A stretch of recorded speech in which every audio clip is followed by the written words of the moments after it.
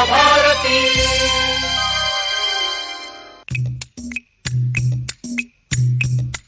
पिटारा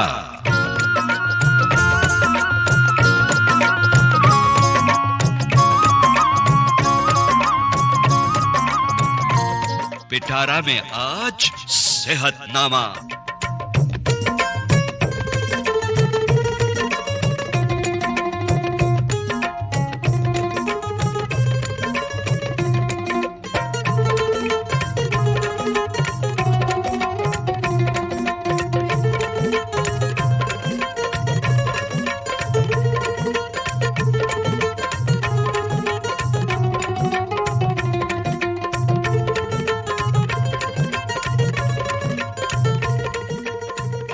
सेहतनामा कार्यक्रम में आप सभी का बहुत बहुत स्वागत है। मैं हूं आपका दोस्त यूनुस खान।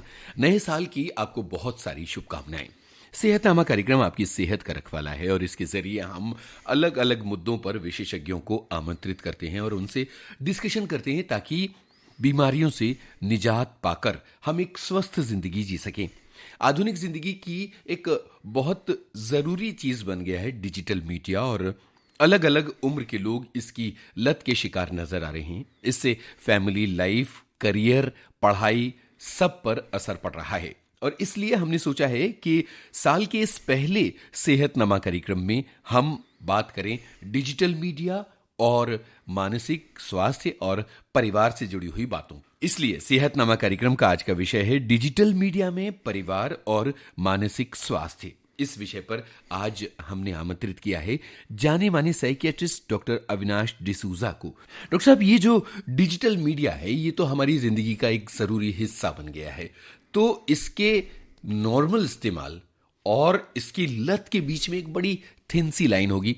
मुझे ये बताइए कि आप क्या देख रहे हैं चारों तरफ, कितने ज्यादा लोग इसके शिकार हैं और उनकी लाइफ पर इसका गहरा असर पड़ रहा है? मेरे हिसाब से तो हर कोई थोड़ा बहुत इसका शिकार है जी, क्योंकि हर कोई मोबाइल से जुड़ा हुआ है।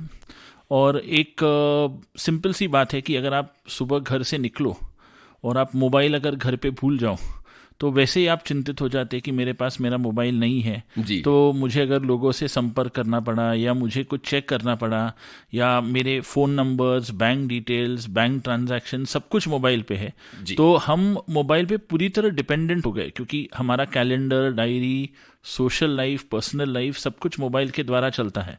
और अगर मोबाइल नहीं हो तो हमें ऐसे लगता है जैसे दुनिया से हमारी संपर्क, नाता पूरा टूट गया है। तो हर कोई थोड़ा तो जुड़ा हुआ है।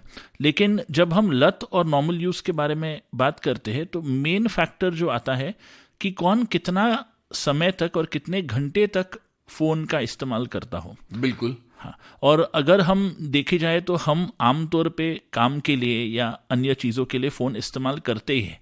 लेकिन अगर मानो कोई इंसान ऐसा हो या 2, 3, 4, 5 घंटा फ़ोन पे ही हो और आसपास क्या चल रहा हो, लोग आ रहे हो, जा रहे हो, दुनिया में क्या चल रहा हो, उससे बेखबर होके फ़ोन में ही रहे तो हम उसको लत का एक रूप देते हैं। बिल्कुल। डॉक्टर साहब, ये लत आजकल कितनी ज्यादा गहरी हो गई है और क्या एक खास उम्र के लोग इसके शिकार हैं या आप ये देखते हैं कि ओवरऑल अलग अलग उम्र के दायरों में ये लत अब फैल चुकी है? मेरे हिसाब से तो ये लत काफ़ी उम्रों में देखी जाती है क्योंकि मैं स्कूलों में जाता हूँ, कॉलेजों में जाता हूँ, वहाँ पे मानसिक स्वास्थ्य के बारे में जब उनको हेल्प करता हूँ तो हम ये 8वीं, 9वीं, 10वीं के बच्चों में देखते हैं, 7वीं के बच्चों में देखते हैं, छोटे बच्चों में देखते हैं, कॉलेज के छात्रों में भी देखते हैं। और मेरे हिसाब से बड़े लोग भी काफ़ी इसके शिकार है क्योंकि जब हम सोशल मीडिया के बारे में बात करते हैं जैसे फेसबुक हो या इंस्टाग्राम हो तो इस पे पूरा समय रहना, हर चीज़ पोस्ट करना और हर अपडेट को देखना और व्हाट्सएप तो हम सभी जानते हैं कि कितना बहुत सारे ग्रुप्स है और बहुत सारे अपडेट्स आते रहते हैं। तो हर ग्रुप पे अपना विचार व्यक्त करना, लोग सोचते नहीं मुझे करना ही चाहिए। तो उस हिसाब से ये जो लत है मैं कहूँगा कि बचपन से लेकर बुढ़ापे तक हम आजकल देखते हैं। जी, तो डॉक्टर साहब मुझे ये बताइए कि इस लत का जिंदगियों पर अलग अलग उम्र के दायरे में क्या असर पड़ते हुए आपने देखा है? क्या एक्सपीरियंस आपका है? जब हम बच्चे और युवक के बारे में बात करते हैं तो मैंने पहली चीज़ जो नोटिस की है वो ये है कि हमारे बच्चे जो है खेलना कूदना भूल गए। जी बिल्कुल। क्योंकि मोबाइल के कारण वीडियो गेम्स मोबाइल पे है, यूट्यूब मोबाइल पे है, पिक्चरें मोबाइल पे है, इसके कारण क्या है, वो मोबाइल में ही खुश रहते हैं और बाहर की दुनिया जिसको हम नेचर कहते हैं, प्रकृति कहते हैं, उससे हट गए हैं। और बच्चों में मैं हमेशा, ये मेरा एक टर्मिनोलॉजी है कि हम देखते हैं कि बच्चों में नेचर डेफिशिएंसी डिसऑर्डर आ गया है। बच्चे लोग गार्डन में जाके घास में लौटना या बीच पे जाके रेत में लौटना, ये चीजें भूल गए हैं और वो मोबाइल में ही घुस गए। और उसके कारण बच्चों और अपने माँ बाप के बीच में कम्युनिकेशन भी, जो वार्तालाप है, वो भी एक तरह से टूट गया है। एक जो बात डॉक्टर साहब आपने कहा, नेचर डेफिशिएंसी, अब तो फसलों के नाम, फूलों के नाम, सब्जियों के नाम, उग रहे खेतों को पहचानना, ये सब भी बड़ा रेयर सा होता चला जा रहा है। मैं मानता हूँ, क्योंकि मैं हमेशा जब स्कूलों में जाता हूँ, 5वीं 6वीं और 7वीं के बच्चों से बात करता हूँ, तो उनको हमेशा पूछता हूँ कि आपने कभी अपने बिल्डिंग के टेरेस पे जाकर चांद तारे वगैरह देखे हैं? कभी आपने जाकर अपने बिल्डिंग के टेरेस पे सोया है खुली हवा में? तो कोई नहीं सोया है। मैं उनसे कई बार कहता हूँ, बॉम्बे शहर में रहकर कभी आपने एक गाय से दूध निकलते हुए देखा है? जबकि हमारे यहाँ इतने तो बेल है। बोलते नहीं, हमने नहीं देखा है जी। मैं कई बार उनको पूछता हूँ, आपने गार्डन में जाके अलग अलग तरह की पत्तियां कलेक्ट की है और बुक में रखा है जैसे हम बचपन में रखते थे? तो बोलते नहीं रखा है। तो उसी से पता चलता है कि वो एकदम नेचर से दूर हो गए। जी जी जी। तो बच्चे नेचर से दूर होते जा रहे हैं, और बड़ों की क्या स्थिति है? बड़ों की स्थिति ये है कि मोबाइल की लत के कारण जो है ह्यूमन कम्युनिकेशन कम हो गया है।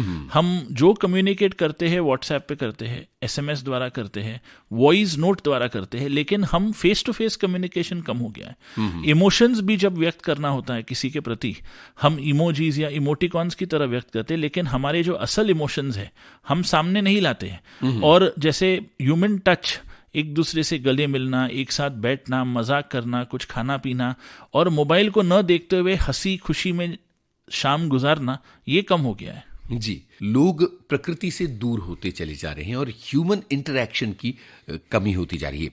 आप तो रोजाना तरह तरह के मरीजों से मिलते होंगे जिनको डिजिटल मीडिया का एडिक्शन है, तो हमें कुछ संगीन खतरनाक मामलों के बारे में बताइए और उसके बाद उनके निदान की बात कीजिए। जैसे हम जब डिजिटल मीडिया और मोबाइल के लत के बारे में बात करते हैं, तो ये हम 5-6 प्रकार में देखते हैं।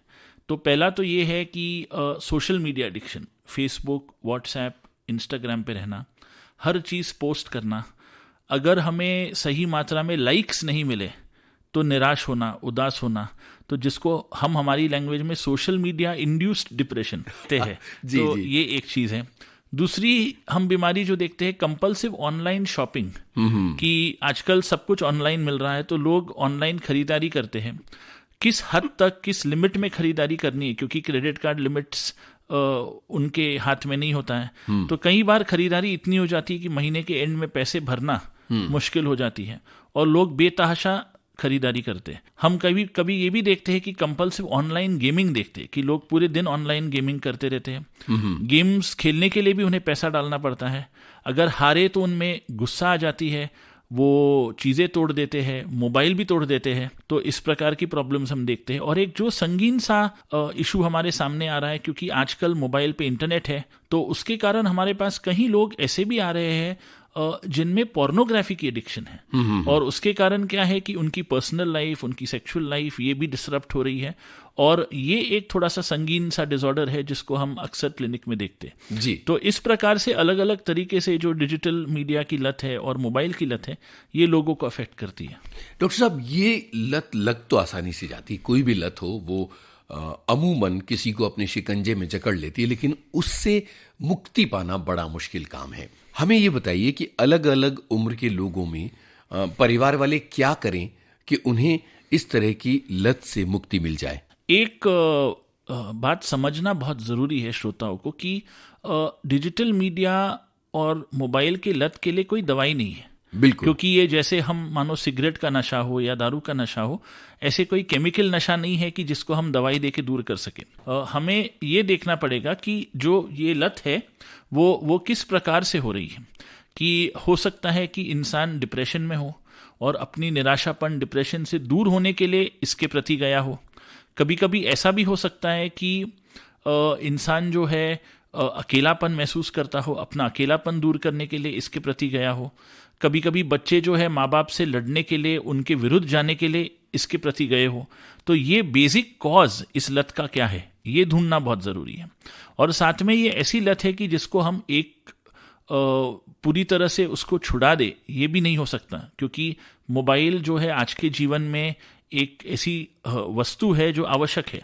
तो हम ग्रेडेड यूज़ या टाइम्ड यूज़ इसमें कई बार हम इस्तेमाल करते हैं कि आधा घंटा इस्तेमाल करें फिर 1 घंटा नहीं करें, ताकि ऐसा भी नहीं हो कि इसके बिना इंसान को रहना पड़े और फिर गुस्सा आए, भावुक हो जाए, निराशापन आए। तो और साथ में बहुत सारी काउंसलिंग फैमिली के लिए, बच्चों के लिए और युवकों के लिए कि मतलब ये इसकी बुराइयों के बारे में, इसकी अच्छाइयों के बारे में, इसकी रैशनल यूज़ यानी सही प्रमाण में इसका यूज़ कैसे करना है, इसके बारे में एक तरह का साइको एजुकेशन जिसको हम कहते हैं, ये भी बहुत ज़रूरी है। तो ये सारे जो है हमारे ट्रीटमेंट मेथड्स होते हैं। जी, तो डॉक्टर साहब अगर कोई बच्चा है जिसको गेमिंग की बहुत ज़्यादा लत लग गई है और मोबाइल उसको दे दिया गया है क्योंकि वो टीनेज में पहुंच चुका है, और मोबाइल फिर ज़रूरी हिस्सा है क्योंकि माँ बाप अपने अपने दफ्तरों में होते हैं और बच्चों से संपर्क का कोई ज़रिया तो होता है, वो लगातार गेमिंग खेल रहा है, उसकी साइकोलॉजी पर इसका क्या असर पड़ रहा है? कई बार जो होता है गेमिंग में, एक तो गेमिंग कॉम्पिटिटिव होता है, तो वो वहाँ हम दूसरों के साथ compete करते हैं। तो एक हमारे में जोश होता है कि हमें एक लेवल पूरा करना है या दूसरे लेवल तक जाना है, या हम कुछ लेवल पार करें तो हमें एक कुछ अवार्ड मिलता है गेम के तरफ से। तो वो लेवल पहुँचने तक हम गेम छोड़ते नहीं हैं। साथ में गेम की ग्राफिक्स इतनी अच्छी होती है कि लोग और आकर्षित और भावुक हो जाते हैं कि हमें वो खेलना है। गेम एक फैंटेसी गेम होती है, तो जैसे कुछ गेम्स है जैसे पबजी हो या फोर्टनाइट हो जो आजकल बच्चे खेलते हैं, वो फैंटेसी गेम्स होते हैं।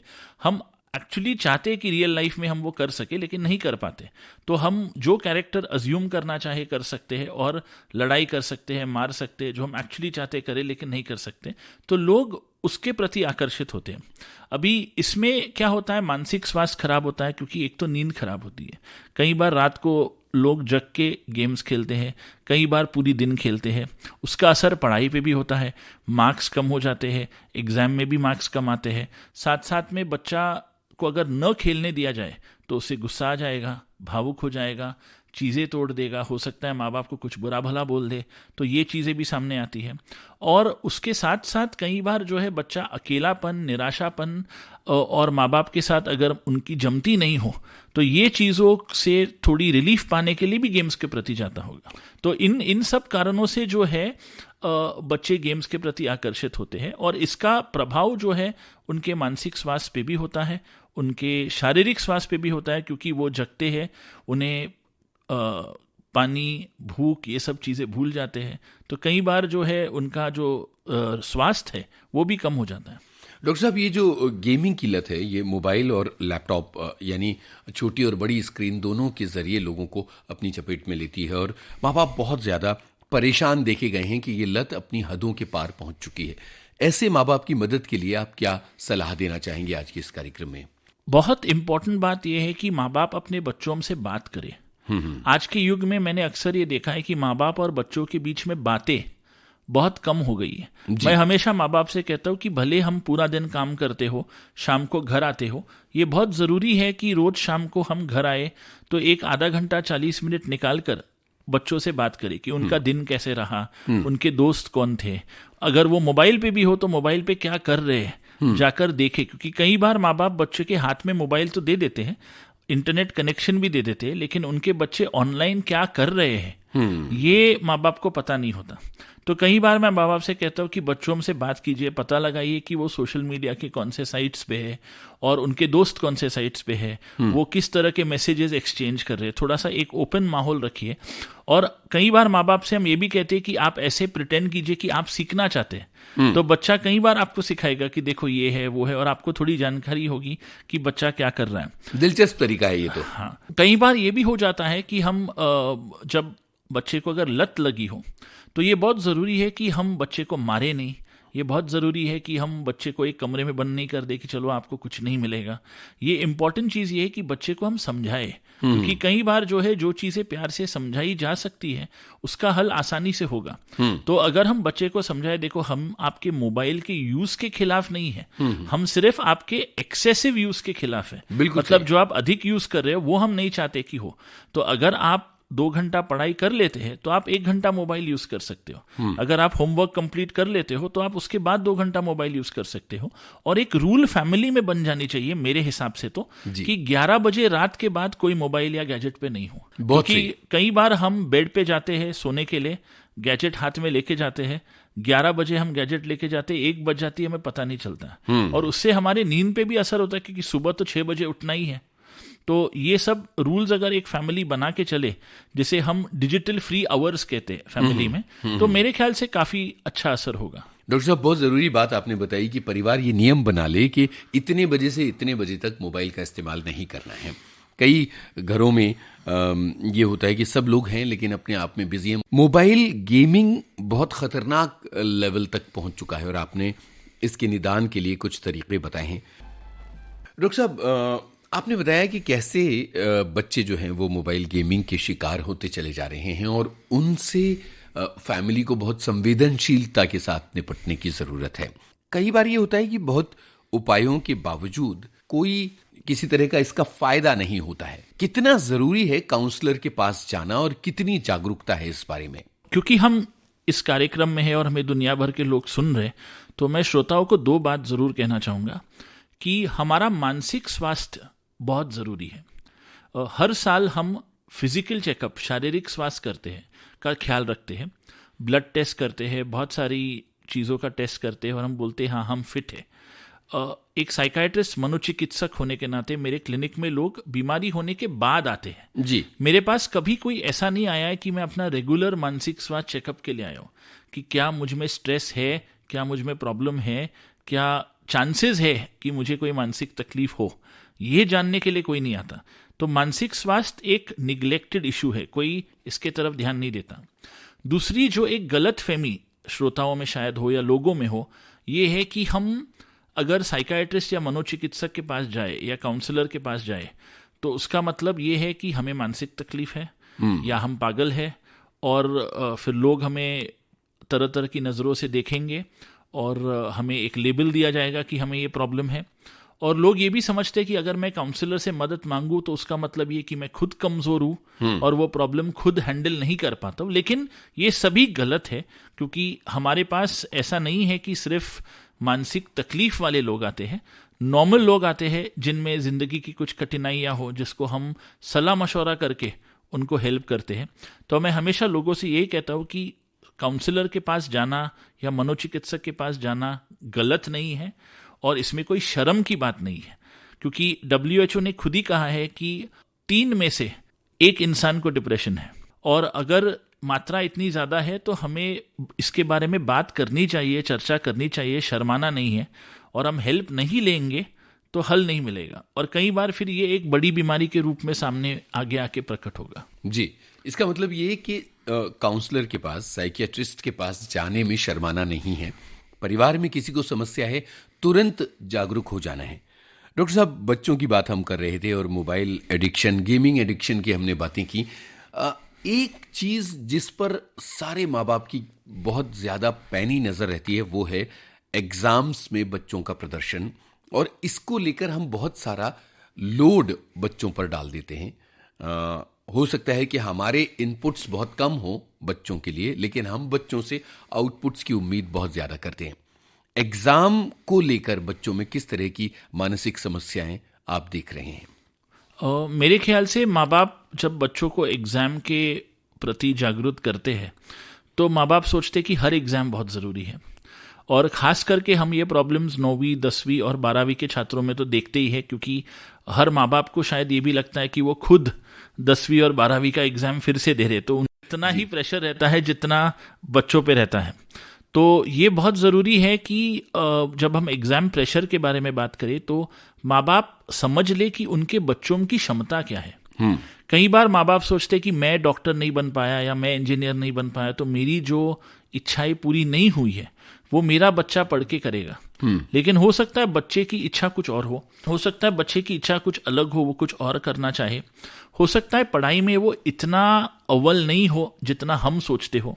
तो ये इम्पोर्टेंट है कि माँ बाप बच्चे की क्षमता जाने। जो बच्चे की क्षमता 70-80% मार्क्स लाने की है, अगर हम उसमें प्रेशर डाल के सोचे कि वो 95% मार्क्स लाए तो उस प्रेशर, उस दबाव के अंडर बच्चा पिघलेगा ही। तो प्रेशर बच्चे पे कितना डालना है, ये माँ बाप को समझना जरूरी है। मैं हमेशा एक छोटी सी बात सभी माँ बाप से कहता हूँ, और मैं श्रोताओं से कहना चाहूँगा कि कई बार ये होता है कि हम सब स्कूल में थे, हम सभी ने एग्जाम दिया है, कोई ना कोई एग्जाम में हम कभी ना कभी फेल हुए ही हैं। तो 7वीं हो 8वीं हो, कोई ना कोई एक एग्जाम में फेल हुए हैं। आज हमें जीवन में कौन पूछता है कि आप वो एग्जाम में फेल क्यों हुए? कोई नहीं पूछता है। तो मैं हमेशा माँ बाप से कहता हूँ, अगर बच्चा फेल हो भी जाए तो उसे धुतकारना, उसे बुरा भला कहना, उससे अच्छा है उसको सपोर्ट देना और कहना कि कोई बात नहीं है, आप नेक्स्ट एग्जाम में अच्छे कर सकते हो। और एग्जाम स्ट्रेस का बहुत इंपॉर्टेंट फैक्टर ये है कि माँ बाप ये नहीं समझते कि बच्चे का मानसिक स्वास्थ्य उसके मार्क्स से कहीं ज्यादा इंपॉर्टेंट है। और बच्चे सोचते सर पहले एग्जाम हो जाने दीजिए फिर हम इसका ट्रीटमेंट करेंगे, लेकिन उस एग्जाम ही बच्चे को निगल लेता है। बच्चे, वो माँ बाप नहीं समझ पाते। और एक इम्पॉर्टेंट, बहुत अहम बात यह है कि एग्जाम स्ट्रेस के कारण कई बार हम ये भी देखते हैं कि आत्महत्या और सुसाइड की मात्रा युवक छात्रों में बढ़ गई है। तो एग्जाम स्ट्रेस की तरफ ध्यान देना बहुत जरूरी है। डॉक्टर साहब, ये जो एग्जाम का स्ट्रेस है, एग्जाम का फियर है, ये बच्चों में अगर आ जाए तो क्या इसे खत्म करके उन्हें वापस एक साहसी और सामान्य बच्चा बनाया जा सकता है? देखिए, ऐसा है कि बच्चों को ही नहीं, माँ बाप को भी काउंसलिंग की जरूरत होती है जी। तो बच्चे को तो हम काउंसलिंग द्वारा ठीक कर ही सकते हैं, लेकिन माँ बाप का भी रवैया बदलना, उनकी सोच एग्जाम के प्रति बदलना, पढ़ाई के प्रति बदलना बहुत इंपॉर्टेंट है। मैं एक आपको सिंपल सी बात कहूंगा, अगर 10वीं में बच्चा है जो अच्छे मार्क्स ला रहा हो और वो माँ बाप से कहता है कि मुझे साइंस नहीं लेना है, हालांकि मुझे 90% मार्क्स मिले हैं, मुझे आर्ट्स लेना है क्योंकि मुझे इकोनॉमिक्स करना है, तो माँ बाप कई बार सोचता है नहीं, बट जब बच्चे में साइंस के मार्क्स आए हैं तो वो आर्ट्स क्यों ले। तो करियर चॉइस हम बच्चे पे छोड़े और बच्चे की सोच पे छोड़े, ये बहुत इंपॉर्टेंट है, क्योंकि कई बार जो है माँ बाप अपनी सोच बच्चे पे लाभ देते हैं। बिल्कुल, ये बच्चों के बारे में कुछ जरूरी बातें हमने की।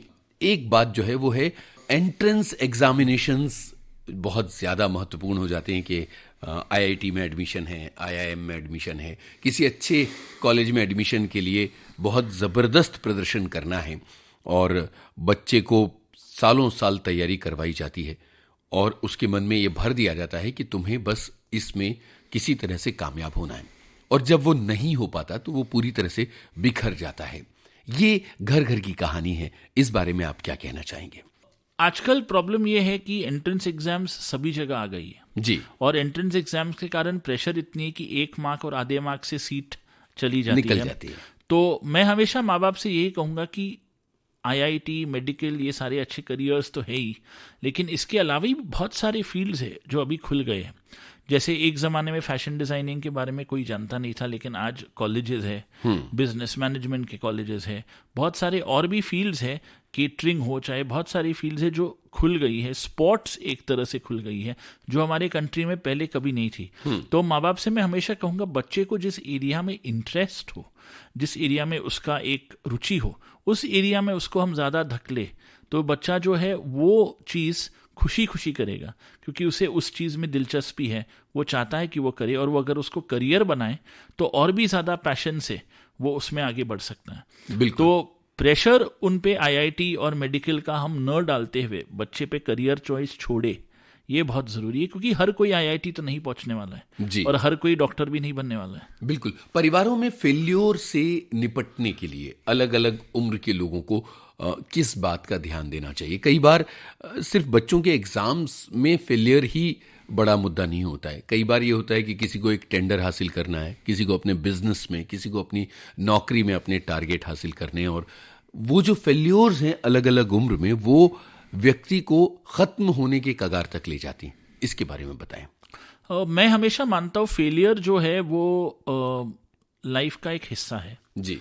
हम हमेशा जीत नहीं सकते, कई बार हमें हार भी महसूस करनी ही पड़ती है, और वो हार इसीलिए आती है ताकि हम थोड़ा रुक सके, थम सके, सोच सके, हमारा दृष्टिकोण बदल सकते, हमारा मार्ग बदल सके, इसीलिए ये चीज़ें आती हैं।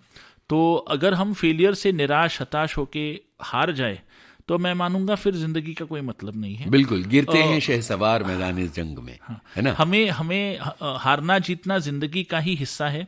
जिंदगी कभी हमें हंसाएगी, रुलाएगी, हमें मानना चाहिए कि ये नॉर्मल है, और हमें हमेशा तैयार रहना चाहिए कि अगर हम हारे तो हम जाएंगे, 2 कदम पीछे हटेंगे, सोचेंगे और जोर से सामने आएंगे ताकि हम फिर जीत सके। क्या बात है डॉक्टर साहब, यहाँ एक गाने की जगह बनती है, तो एक बढ़िया सा गाना सुनवा दीजिए, फिर आगे बढ़ते हैं। ठीक है, तो हम क्योंकि इम्तिहान के बारे में भी बात कर रहे हैं और लोग हमेशा एक इम्तिहान के कारण रुक जाते हैं या हार जाते हैं।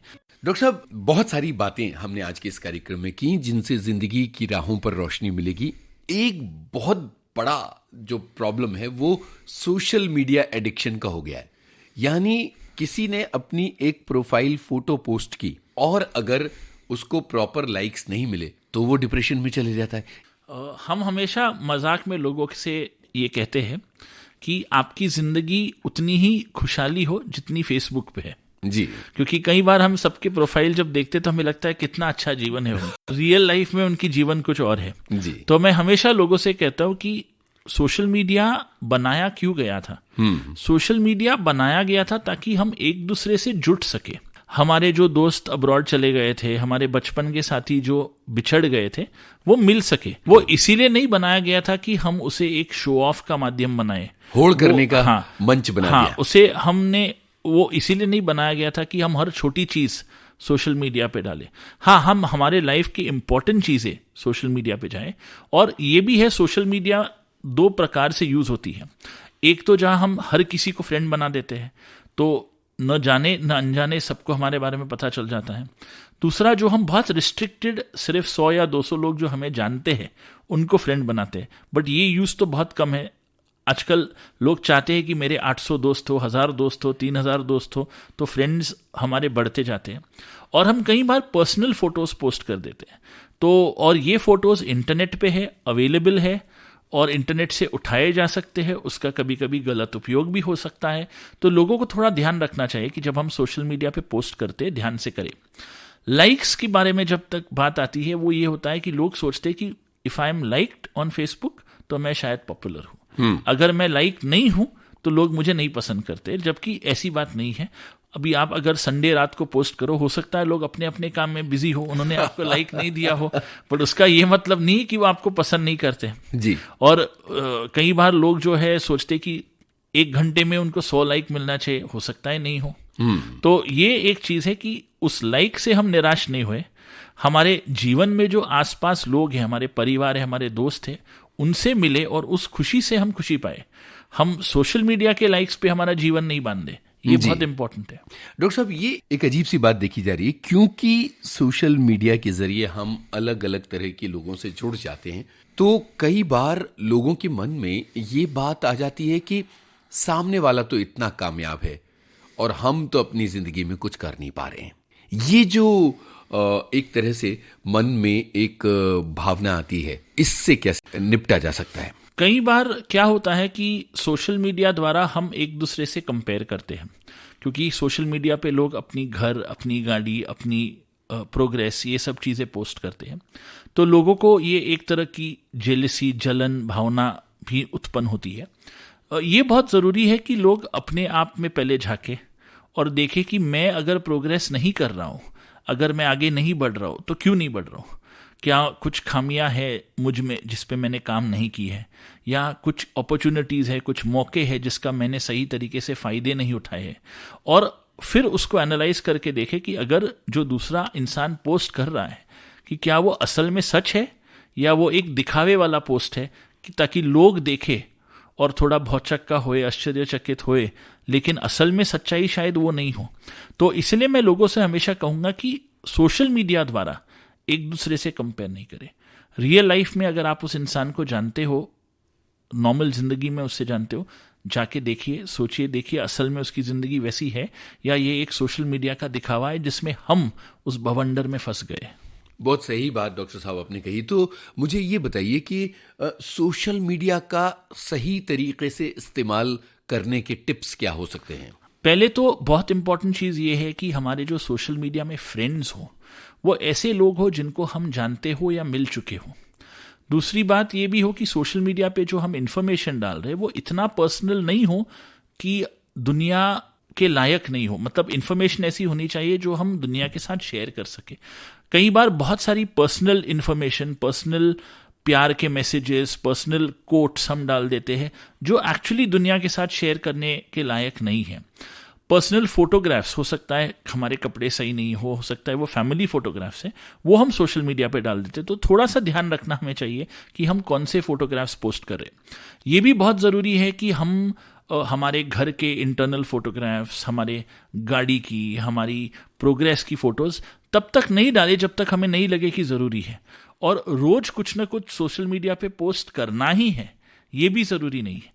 तो हो सकता है हम हफ्ते में एक ही बार करें जी। और हर पोस्ट जो कोई और करे उसको लाइक करना है, ये भी ज़रूरी नहीं है। कई बार हम बिना देखे लाइक करते जाते हैं और हम कई बार लोगों से कहते हैं नहीं, थोड़ा पोस्ट पढ़िए, थोड़ा देखिए क्या सच्ची में दिल से लाइक आ रही है कि आप बस उंगली के थ्रू लाइक कर रहे हैं। ये बहुत ज़रूरी है। तो बहुत सारे टिप्स आपने बताए कि किस तरह से हम अपनी सोशल मीडिया के इंटरेक्शन से उनको बेहतर बना सकते हैं और सही तरीके से उनका इस्तेमाल कर सकते हैं ताकि जिंदगी पर इसका बहुत गहरा असर ना पड़े।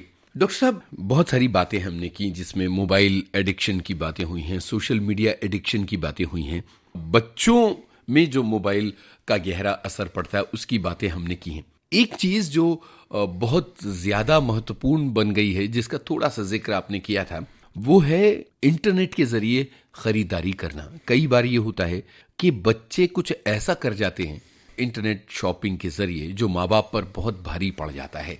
इस तरह की जो घटनाएं हो रही हैं उनके बारे में आप क्या विशेषज्ञ राय देना चाहेंगे? इंटरनेट शॉपिंग एक प्रकार की बीमारी इसलिए हो गई है क्योंकि सब चीज़ें बहुत आसानी से अवेलेबल है। दूसरी बात ये भी है कि ऑफर्स होते हैं तो लोग चाहते कि उस ऑफर का लाभ उठाए। तीसरी बात ये भी है कि डिलीवरी घर पे हो जाती है, हमें घर से बिना निकलते हुए खरीदारी हो जाती है।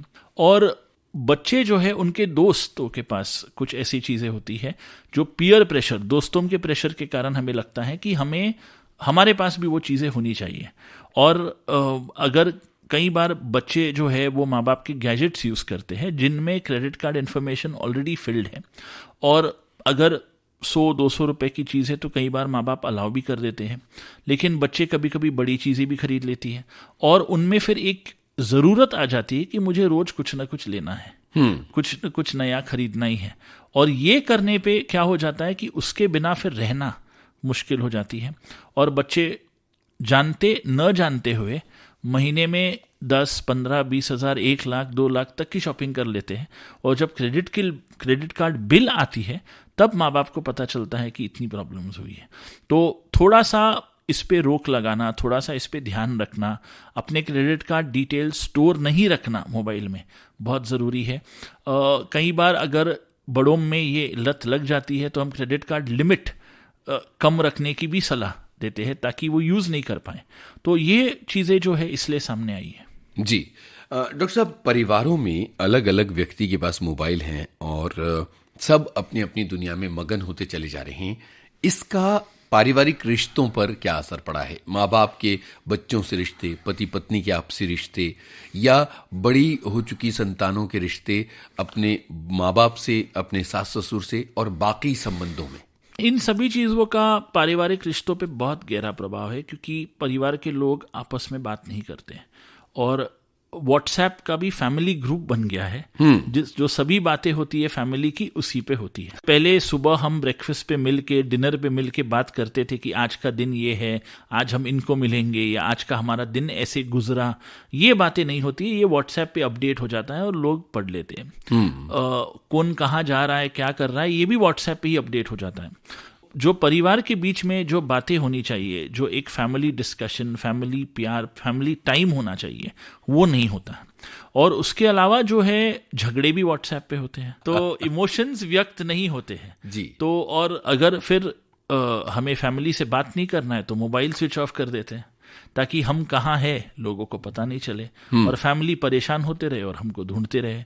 तो इसके कारण जो है, पहले हम देखते थे कि हस्बैंड वाइफ, पति पत्नी में बातें होती थी, झगड़ा होता था, थोड़ा सा चिल्लम चिल्ली भी होता था, रूठना मनाना होता था। आजकल ये सभी चीजें ऑनलाइन ही होता है, व्हाट्सएप पे होता है। जी। और ये जो है रियल लाइफ में जो प्यार व्यक्त करना, रूठना मनाना, अच्छा सा गिफ्ट देना, ये चीजें नहीं होती है। गिफ्ट भी हम ऑनलाइन दे देते हैं, तो ये प्रॉब्लम्स थोड़ी बहुत सामने आई है। जी जी, ये बड़ी खतरनाक चीज हो गई, सब कुछ ऑनलाइन हो रहा है, आधी जिंदगी ऑनलाइन होती चली जा रही है। क्या कोई तरीका है कि हम इन सब चीजों से एज अ फैमिली सामूहिक रूप से निजात हासिल कर पाएं और कंट्रोल्ड यूज की तरफ आगे बढ़ें? मैं हमेशा फैमिली से कहता हूँ कि फैमिली को डिजिटली थोड़ा फ्री होना बहुत ज़रूरी है। सब अपने गैजेट्स पे न रहे और थोड़ा समय एक दूसरे से बात करे, ये बहुत इम्पोर्टेंट है। इसके अलावा जैसे मैंने कहा, रात को 10:30-11 के बाद गैजेट्स पे नहीं रहना, सुबह 8-9 बजे के पहले गैजेट्स पे नहीं रहना, ये एक डिजिटल फ्री एनवायरनमेंट थोड़ा हम क्रिएट करें। नो टेलीविजन डे घर पे होना चाहिए। क्या बात नो डिजिटल गैजेट डे घर पे होना चाहिए, कि आज शाम को 5 बजे के बाद हम कोई अपने फ़ोन पे नहीं रहेंगे, हम सिर्फ एक दूसरे से बात करेंगे। तो कई बार ये हो जाता है कि जो पिताजी है या माँ है, वो कहते हैं हमें हमारे काम के कारण फ़ोन पे रहना है या लैपटॉप पे रहना है, वो भी नहीं होना चाहिए। अगर जो एग्जाम्पल माँ बाप सेट करेंगे, वही एग्जाम्पल बच्चे फॉलो करेंगे। बिल्कुल। और फिर रूल्स माँ बाप के लिए अलग और बच्चों के लिए अलग नहीं होती है, रूल सेम होती है। बिल्कुल। डॉक्टर साहब, एक बहुत बारीक मुद्दे पर आपसे राय ली जाए, क्योंकि ये अब बढ़ता चला जा रहा है। मोबाइल फोन्स में अब ब्यूटी मोड आ गए हैं, यानी हम जैसे दिखते हैं हम उससे बेहतर अपने आप को दिखा सकते हैं। एक कॉम्प्लेक्स लोगों के भीतर घर करता चला जा रहा है कि बाकी लोग बड़े खूबसूरत हैं और मैं तो बहुत ही नॉर्मल सी हूं या नॉर्मल सा हूं। इस तरह के कॉम्प्लेक्सेस मन में ना आए, उनसे कैसे निपटा जा सकता है? मैं हमेशा जब छात्रों से मिलता हूँ, युवकों से मिलता हूँ, उनको कहता हूँ कि हमको ऊपर वाले ने जैसे बनाया है, हम वैसे है जी। तो कोई हो सकता है उसका रंग थोड़ा काला हो, किसी का रंग ज़्यादा गोरा हो, किसी के बाल ज़्यादा हो, किसी के बाल नहीं हो, कोई पतला हो, कोई मोटा हो। और मेरा ये मानना है कि हर किसी को प्यार करने वाला मिलेगा, हर किसी को कोई चाहने वाला मिलेगा। तो ऐसा नहीं है कि अगर हमें किसी ने ना कह दिया हमारे लुक्स के बदौलत, तो हमें ज़िंदगी में कभी भी प्यार नहीं मिलेगा। और कई बार लोग सोचते कि अगर मैं इतना वजन घटा लूँ तो ठीक हो जाऊंगा, मैं अगर इतना गोरा हो जाऊँ तो ठीक हो जाऊंगा। लेकिन अपनी जो नेचुरल ब्यूटी है, अपनी जो एक इमेज जो बन चुकी है, उसको बदल के अगर हम सोचे कि हमें प्यार मिलेगा, तो मेरा मानना है कि वो सही प्यार नहीं होगा। तो अगर मैं युवकों से हमेशा कहता हूँ कि अगर आपको कोई कहे देखो अगर तुम थोड़े गोरे हो जाओगे तो मैं तुमसे प्यार करूंगा, तो वो प्यार नहीं सौदा होता है। बिल्कुल सही। हाँ, और अगर कोई आप जैसे हो, जिस हाल में हो, आपको एक्सेप्ट करे, तो वही सच्चा प्यार होता है। और हमें अपने शरीर से, हमारे लुक से, हम जिस तरह से देखते हैं, हमारे रूप से प्यार करना बहुत ज़रूरी है। मेरा ये मानना है कि मोबाइल्स के कारण जो है हम काफ़ी समय लोगों से दूर हो गए हैं। तो कई बार हम एक दूसरे से बोलते नहीं हैं। हम इस समय पे मैं चाहूँगा, क्योंकि मोबाइल के कारण और मोबाइल के लत के कारण कई बार ह्यूमन कम्युनिकेशन कम हो गया है। डॉक्टर साहब, इतनी सारी बातें हमने मानसिक स्वास्थ्य के बारे में की, चलते चलते एक बहुत ज़रूरी संदेश हर उम्र के श्रोता जो हमें सुन रहे हैं उनको क्या देना चाहेंगे आप? मैं उनको सिर्फ एक ही संदेश ये देना चाहूँगा कि ज़िंदगी बहुत छोटी है, उसे खुल के जिए, पूरी तरह से जिए, डिजिटल मीडिया में ही घुसे नहीं रहे, जो एक्चुअल ज़िंदगी है उसको महसूस करे, लोगों से मिले, अपने इमोशंस खुल के व्यक्त करे, परिवार के साथ समय बिताए। मैं ये भी चाहूँगा कि मानसिक स्वास्थ्य की तरफ लोग ध्यान दें।